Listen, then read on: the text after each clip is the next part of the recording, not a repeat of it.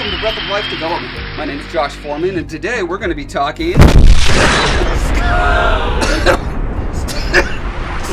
sculpting with epoxy. So, epoxy clay, what is it? What does it even do? What is it for? There's so many things, you guys. I use this stuff all the time.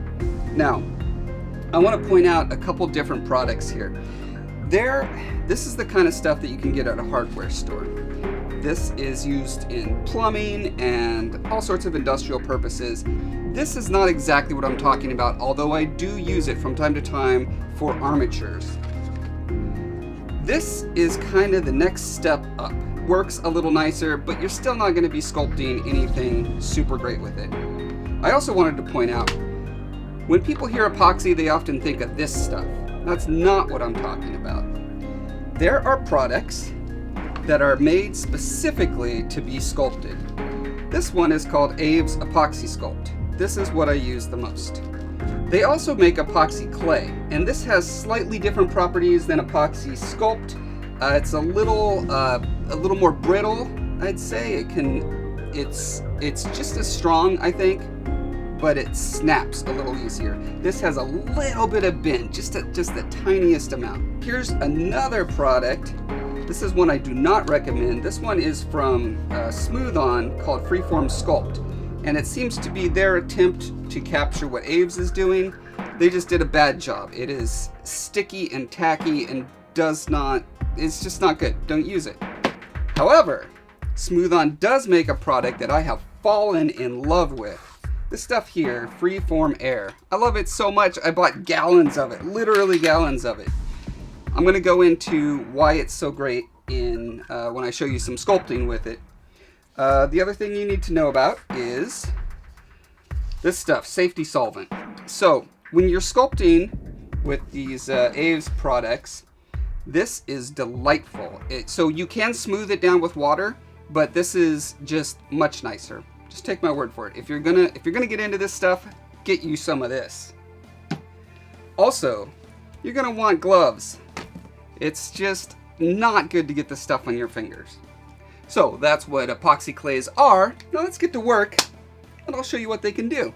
So one of the things that I use epoxy clay for a lot is adding to or enhancing existing sculptures. So this is Beaumark. He is the main protagonist from a series of books, and I'm sculpting him so that I can photograph him for the cover of the book called The Scarred King.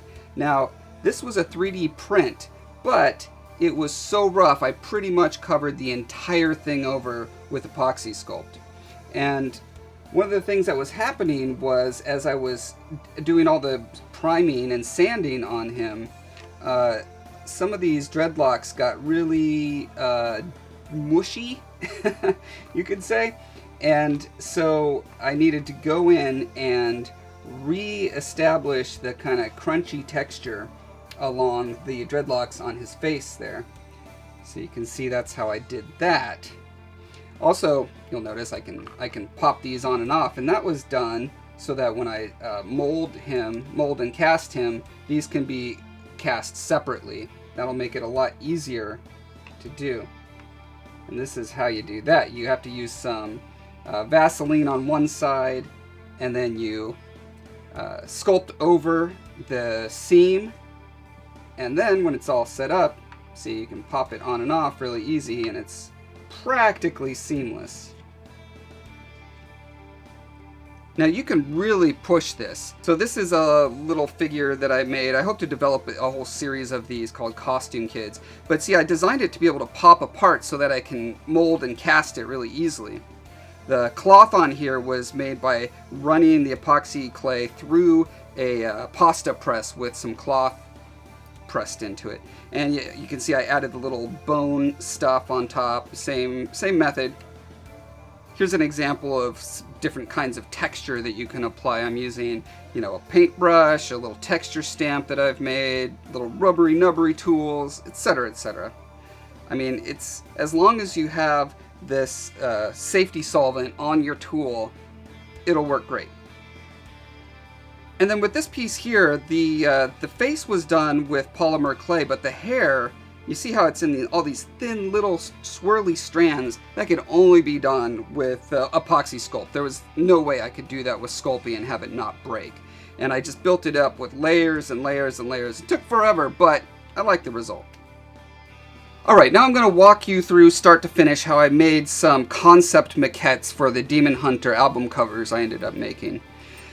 The basic approach that I took was, hey, first I'm going to make a generic skull, then I'm going to mold that, and then do a bunch of variations on it. So I started with this Freeform Air. This is the smooth-on product that I got all those buckets of. This stuff is super cool. It's super lightweight, very easy to move around, to sand, to carve, and it's just a delight to work with. I love it. You're not going to do your super detailed stuff with it, but for blocking in your forms, it's really great.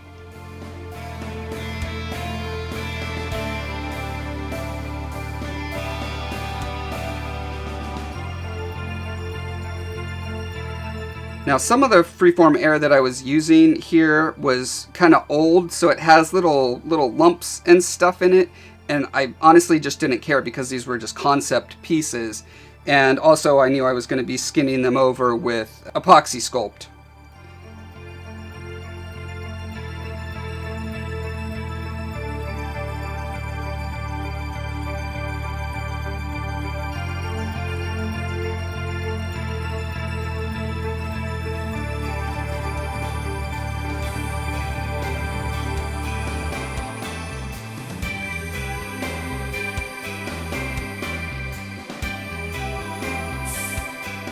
Okay, so I got the basic form blocked out in Freeform Air, and now I'm using Apoxie Sculpt to get a little more of the detail in there.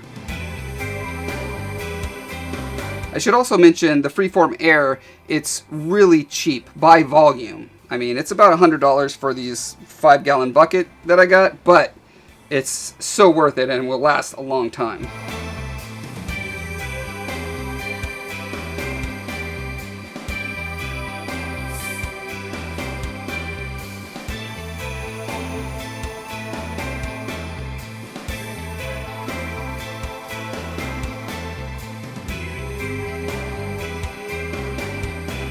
The little sody pop cap, that is something I save whenever I drink beverages that have caps so that I can use them as little cups for the safety solvent.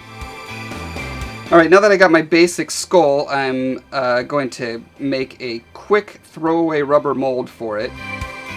I ended up making a separate one for the jaw and for the top because I wasn't sure exactly how I wanted them to fit together, and I thought there might be some fun variation in there.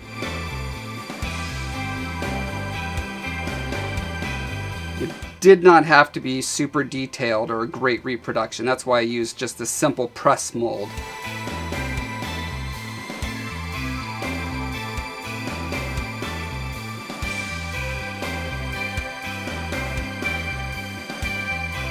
Alright, now I'm filling it up with more Freeform Air, so I've got a template to work off of.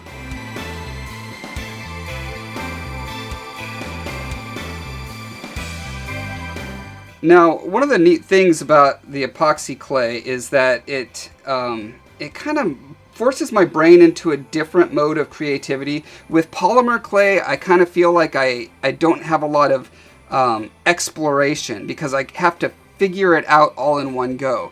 With the epoxy clay, I feel like I'm adding a layer, looking at it, and then sanding, carving, and sometimes those processes will just take me in different directions I hadn't considered before. So it's a fun medium for that reason.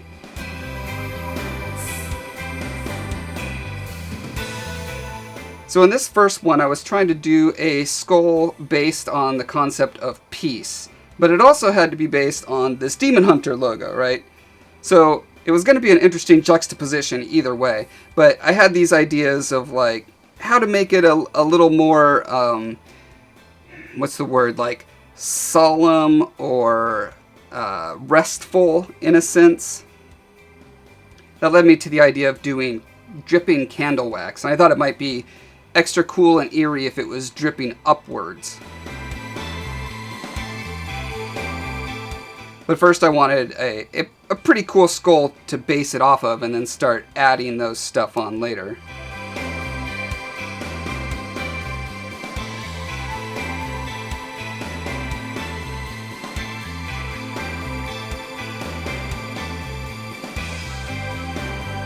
So you see, I kind of blocked the teeth in, right? And now I'm going in and adding the jaw where the teeth attach into it. I'm using a paintbrush here.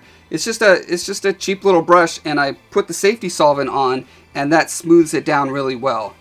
If you saw my Sculpting 101 videos, you know the basic idea is you start with kind of a rough surface, and then you could smooth it out with the liquid on your brush. And here I'm using wire armature inside little horns that I'm going to be adding. Here's a great example of where I thought, hey, I'm going to take this in a different direction. I didn't like the way the head was kind of going up into, I don't know, kind of a cone-shaped head. So I thought it might be cooler if it was bowled out in a sense. So I just carved the top off, pulled out the aluminum foil core, and started adding details around it.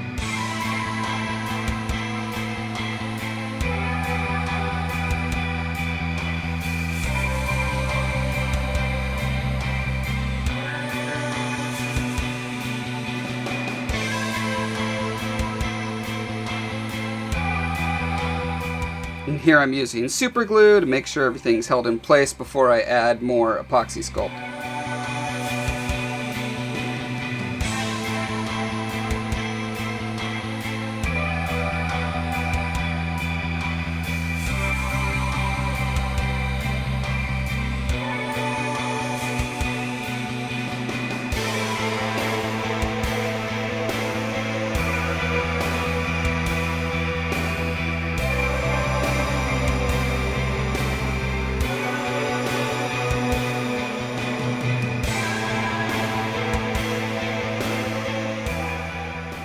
So the nice thing about making wax rivulets like this, or hair or anything like that, that's different than when you're working with Super Sculpey or other polymer clays, is just the strength. You can add thinner, longer bits to each other without worrying about them cracking and crumbling off.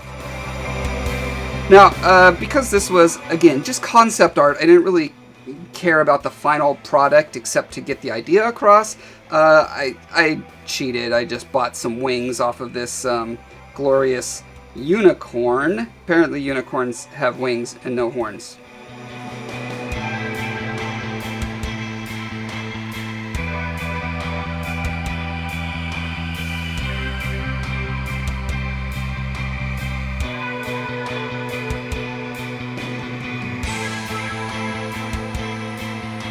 Alright, now I'm starting on my second version. I'm using freeform air for the base again, and I'm mixing in So Strong by Smooth On, and works great.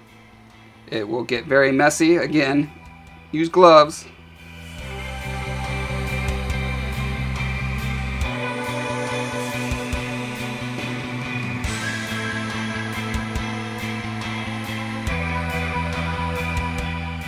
You can see the little white bits in there as I'm carving down. That's because I didn't mix. I was using some pretty old stuff to begin with, and I didn't mix it completely well, mostly because I knew this was just an a basic form that I was going to be adding a bunch of stuff over, so it didn't really matter.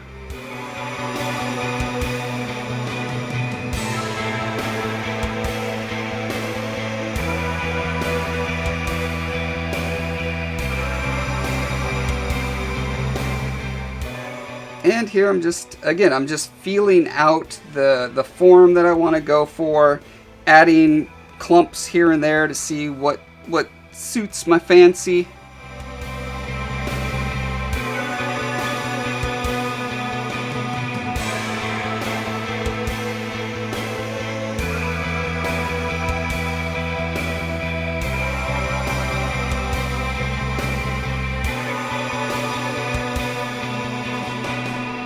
With this one, with the theme of war, I wanted to go for a more faceted industrial look.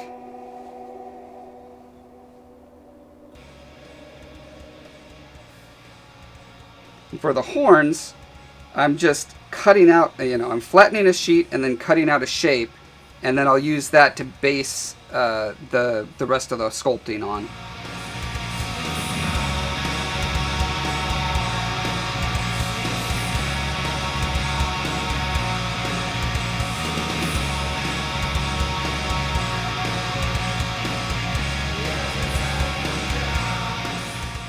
And now here is a great example of how you can start really blobby and wonky and then just refine over time. Like, those teeth are so derpy.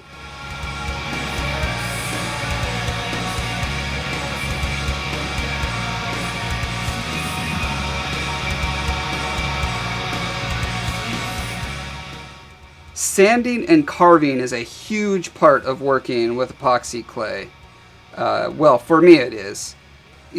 The whole process, I think, can be boiled down to you start with a lumpy blumpy thing, just a rough version, and then you carve and sand it. And then you add some more that's kind of rough and lumpy, then you carve and sand it. And you just keep doing that over and over again.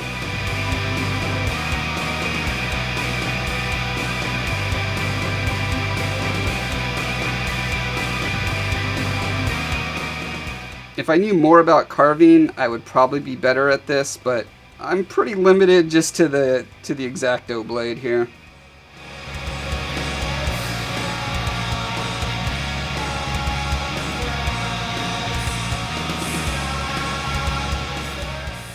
I put a bottle cap under the teeth here to keep the palette nice and round. This is a strip of flexible sanding paper. It's really handy for getting in little nooks and crannies.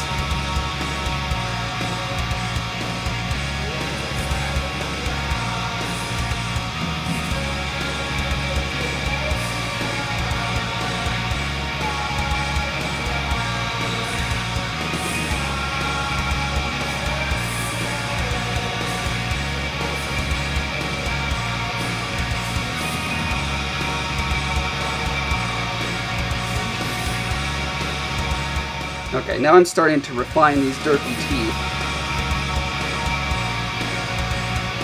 And look at that, they just snapped off. So that is kind of a risk with working with this material, but honestly, I mean, you run into the same kind of risks with polymer clays as well. So just kind of rolled with it.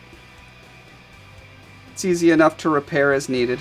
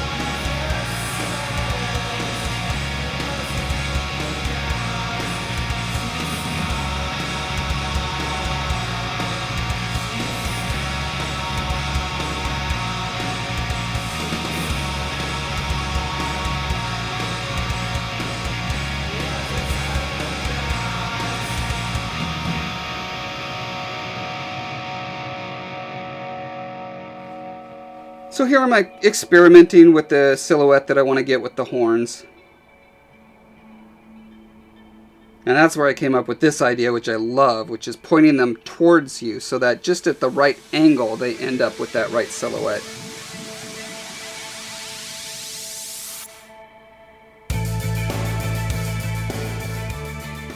Okay, now I'm using the steel stick, which is another kind of epoxy clay, sort of. But because it's just got a 5-minute setup time, it's great for when I just want to power through a project. Now it does end up a lot harder than the rest of the epoxy sculpt, so you don't really want to kind of mix it in and around, because then when you're sanding, it will, you'll end up with a bulge where that is. But if you're just doing little accoutrements, it works fine.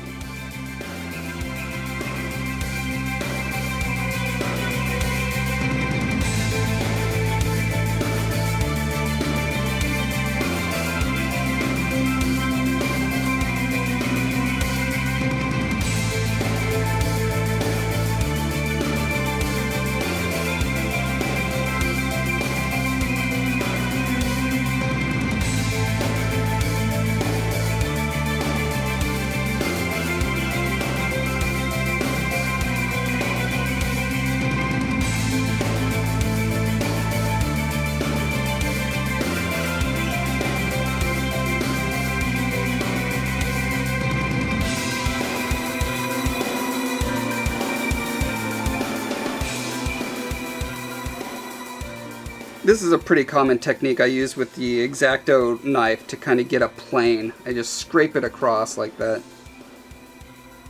And then refine with sandpaper.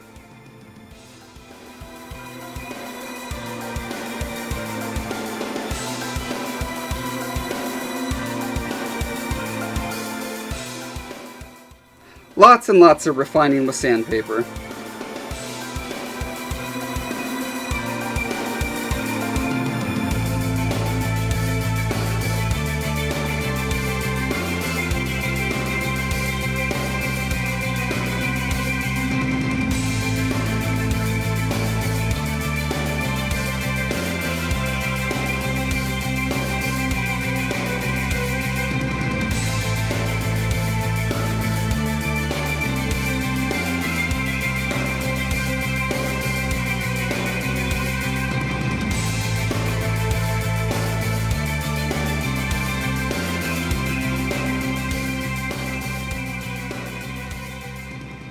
Now, because just plain horns aren't enough, I thought it'd be cool to give it kind of a buzzsaw texture on the side, and this was my first attempt at it.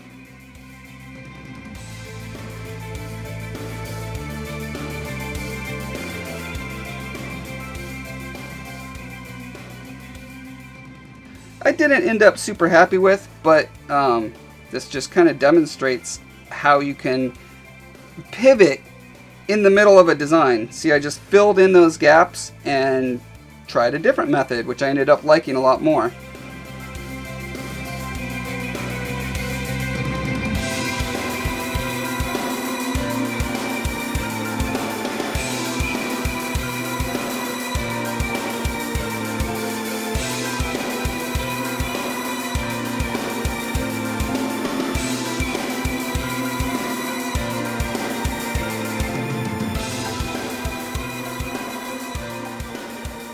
So you can see how this stuff accepts not just sanding and carving, but also drilling really well.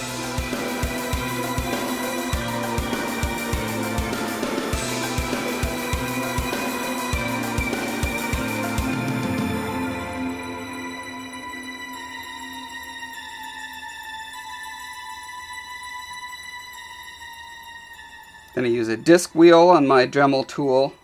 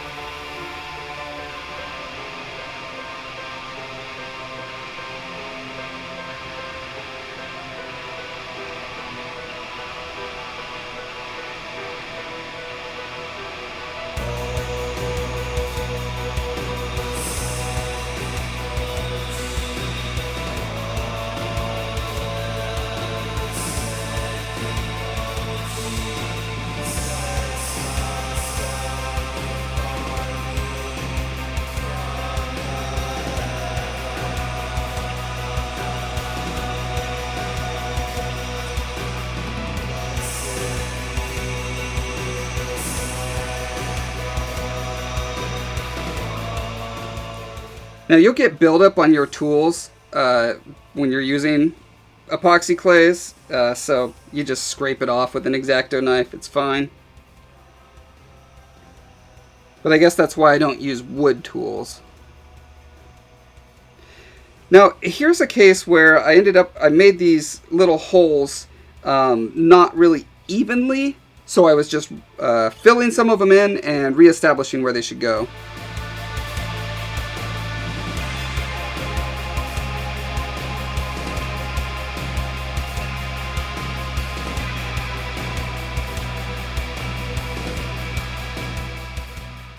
To do the little screws on the cheeks here, I first drilled a little hole in where I wanted them and then just made a ball, stuck it in there, and then made the little screw head texture just by slicing into it.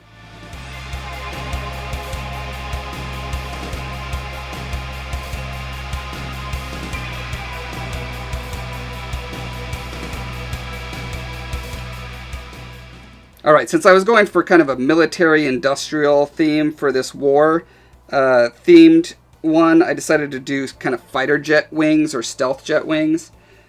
Started with just popsicle sticks and coated them with epoxy clay, and then sanding and carving. Lots of sanding, carving, scraping. Filing. Don't forget the filing. But they helped me get, really great angles. And you can see here I'm creating a bevel. I just had a piece of wood there, and I'm using the clay in the seam there and beveling it.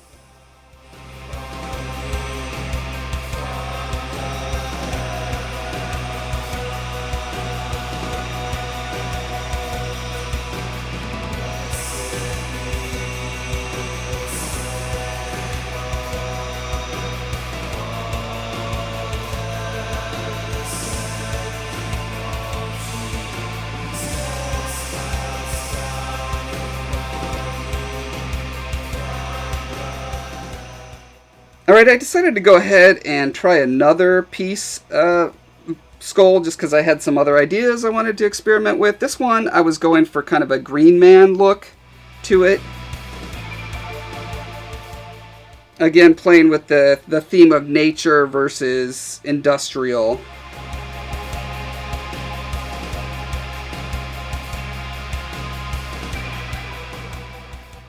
And I wanted to experiment with a method of making cloth draped over it, like, the death shroud sort of thing.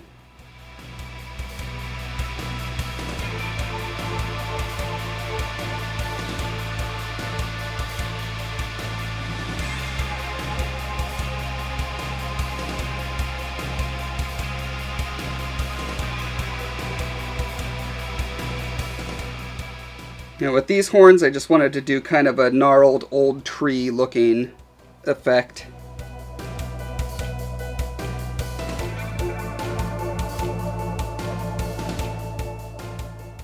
I started with floral wire and just started adding on top of it.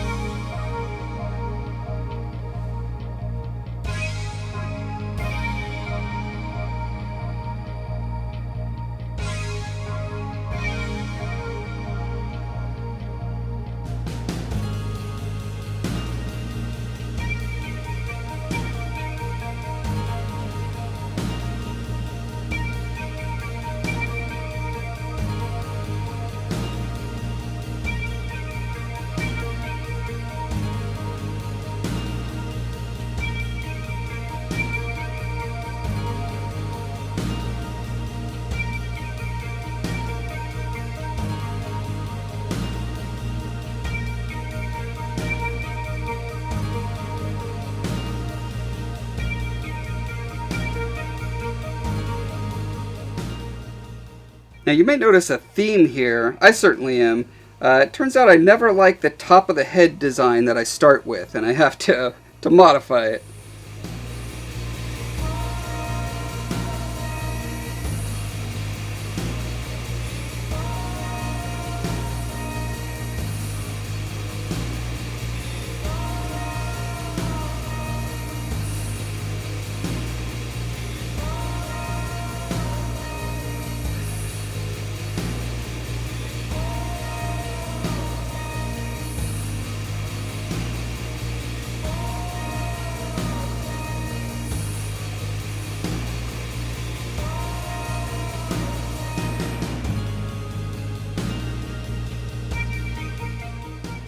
Always helpful to look at reference.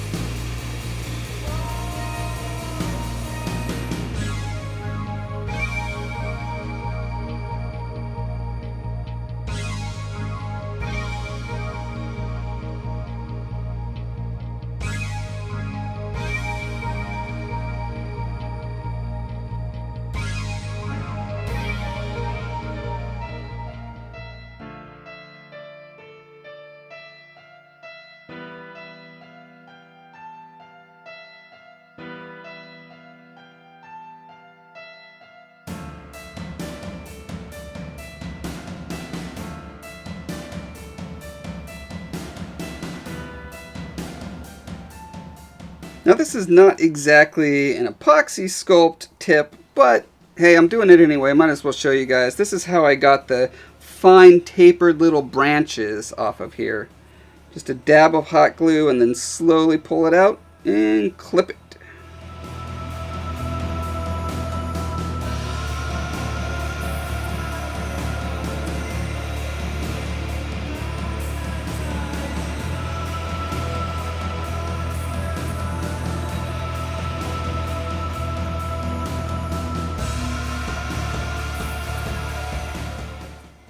To get this cloth effect, I just dipped some Kleenex in some fabric stiffener and draped it over, hung it upside down, and that's how you get it. And then this final piece, the actual sculpting on the head was super rudimentary. I just wanted to quickly throw this thing together to see what a sort of mummified corpse would be like if it was kept alive with technology. So I spent most of the time on this test building a background by kit bashing various pieces from things.